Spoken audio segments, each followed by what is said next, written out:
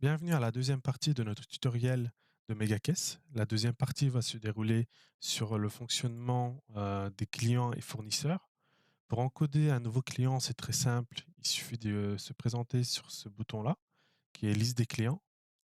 Ensuite, à droite ici, j'ai un bouton nouveau. Puis, MegaCaisse me demande le nom du client. Ici, je vais écrire test client.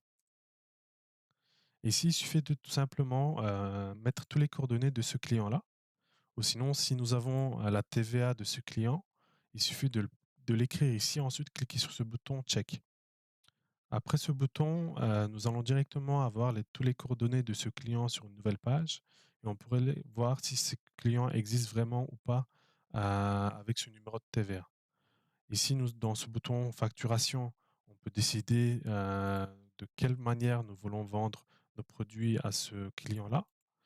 On peut dire si c'est à l'exportation, si c'est avec TVA ou si c'est intracommunautaire. On peut choisir aussi si on veut mettre une limite de crédit, l'échéance pour le paiement. Ici, on peut aussi faire des remises par rapport à ce client-là. On peut mettre des notes pour ce client-là et aussi une photo. Ensuite, il suffit tout simplement d'enregistrer ce client-là.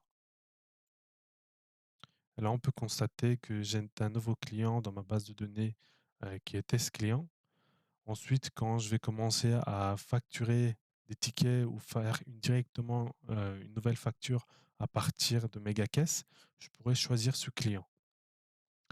Ensuite, pour encoder un fournisseur, c'est exactement la même chose, sauf qu'il faut se présenter sur ce bouton-là qui est liste des fournisseurs.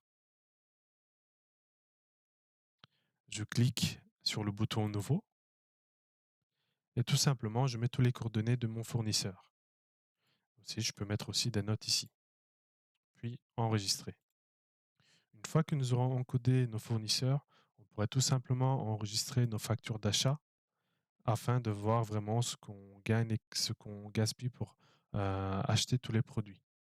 Ici, pour l'encodage des factures de vente et d'achat, je vais vous apprendre ça dans les vidéos suivantes.